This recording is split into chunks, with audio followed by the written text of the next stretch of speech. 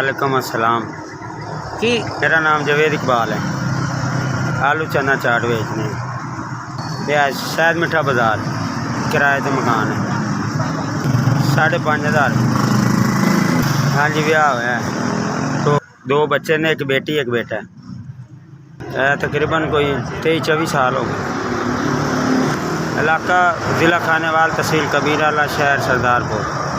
और आया कोई तकरीबन 14 साल हो गए।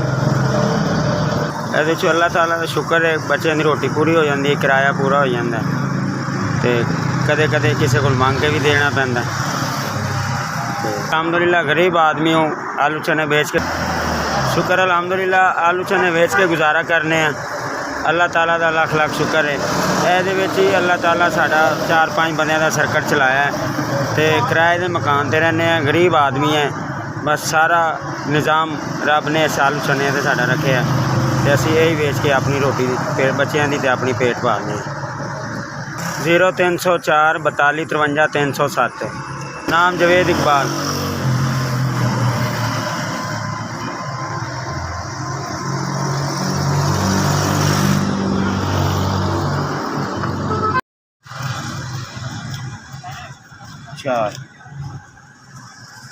चार हज़ार।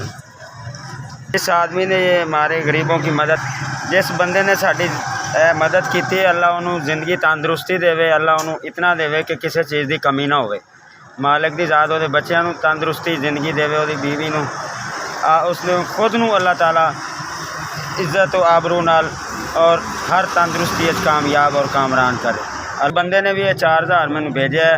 मैं उसका बहुत बहुत शुक्रगुजार हाँ, उसकी आने वाली नस्लों का और उसका अल्लाह उसको बहुत ज़्यादा दे। SVS तुहाडी मेहरबानी। SVS तुहाडी मेहरबानी।